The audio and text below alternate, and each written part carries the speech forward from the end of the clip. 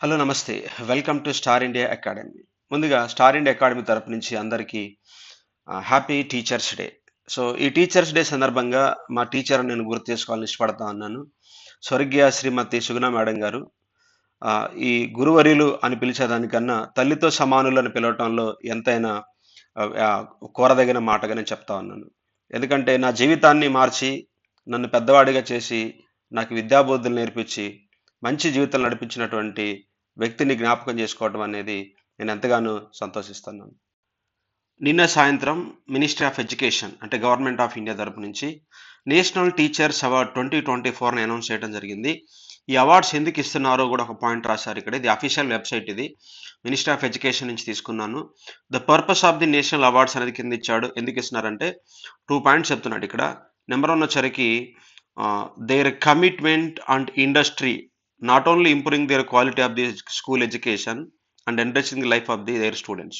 అంటే స్కూల్ పాఠశాల విద్యా వ్యవస్థను అభివృద్ధి చేయడమే కాకుండా విద్యార్థుల యొక్క జీవితాలను కూడా ఫలభరితంగా చేసి మంచి సేవను అందించి కమిట్మెంట్గా పనిచేశారు కాబట్టి వీళ్ళకి నేషనల్ టీచర్ అవార్డ్స్ అనేది ఇస్తున్నామని చెప్పేసి మనకి గవర్నమెంట్ ఆఫ్ ఇండియా తరపు నుంచి మినిస్టర్ ఆఫ్ ఎడ్యుకేషన్ వాళ్ళు అనౌన్స్ చేయడం జరిగింది. ఇది ఒకటి తీసుకోవాలి మనం. మనకి అంటే డిప్యూటీ ఎడ్యుకేషనల్ ఆఫీసర్ దగ్గర నుంచి మన ఏపీలో ఇండియా లెవెల్లో జరిగే ప్రతి ఎగ్జామ్లో కూడా బిట్ అడుగుతాడు ఇక్కడ.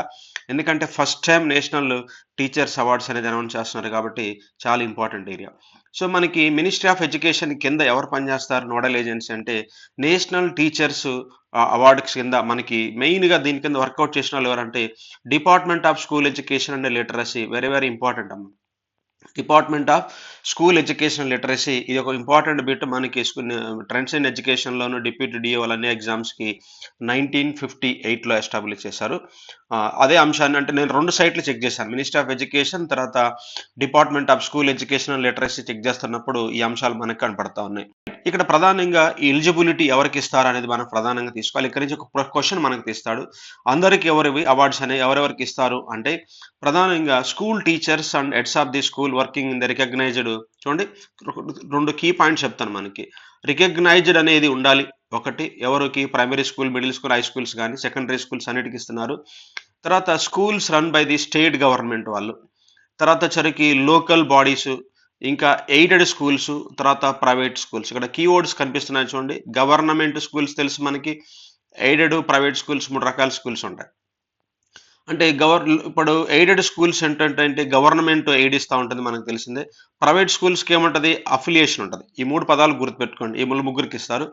అది తర్వాత వచ్చరికి సెంట్రల్ లెవెల్లో ఉన్నటువంటి స్కూల్స్ అన్ని కేంద్రీయ విద్యాలయాలు, జవహర్ నవోదయ విద్యాలయ, సైనిక్ స్కూల్స్, తర్వాత వచ్చరికి అటామిక్ ఎనర్జీ ఎడ్యుకేషనల్ సొసైటీ తరపు నుంచి, తర్వాత వచ్చరికి ఏకలవ్య మోడల్ స్కూల్స్, ఇవన్నీ కూడా సెంట్రల్ లెవెల్ స్కూల్స్ కూడా ఇస్తున్నారు. State level schools, central level schools, తర్వాత వచ్చరికి అఫిలియేట్ అయినటువంటి సెంట్రల్ బోర్డు సిబిఎస్ఈ లాంటి వాటికి కూడా ఇస్తా ఉన్నారు.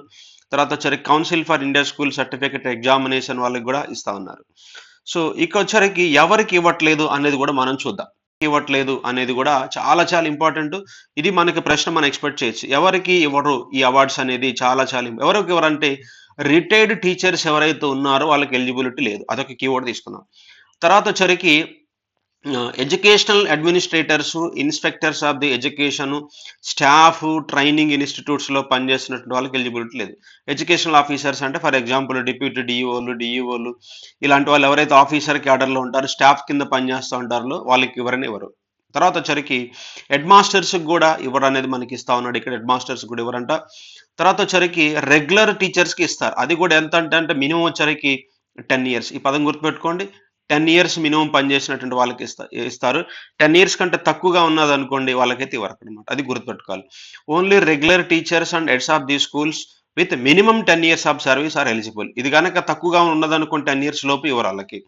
తర్వాత కాంట్రాక్ట్ టీచర్స్ కానీ, తర్వాత వాళ్ళకి మరొక పేరు వేరే ప్రాంతాల్లో పిలుస్తూ ఉంటారు, శిక్షా మిత్ర అని చెప్పేసి, వీళ్ళకి కూడా లేరు.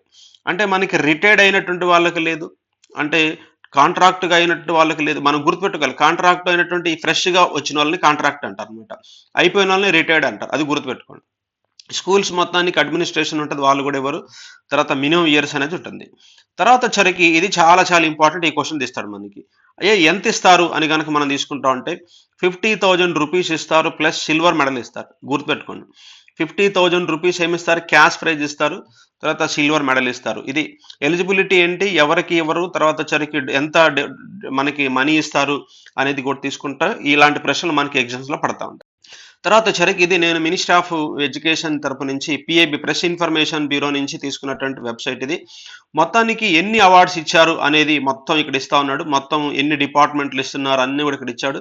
ఒకసారి నేను చూస్తాను చూడండి. మొత్తం వచ్చరికి 50 అంటే మొత్తం వచ్చరికి 82 వచ్చినాయి అనమాట. 82ని ఎలా ఇస్తున్నారంటే 50 వచ్చరికి స్కూల్స్కి ఇచ్చారు, మిగతా ఒక 16 వేరే వాళ్ళకి, మిగతా 16 వేరే డిపార్ట్మెంట్లకి ఇవ్వటం జరిగింది. మొత్తం వచ్చరికి 82 అవుతున్నాయి, ఇది గుర్తుపెట్టుకోండి.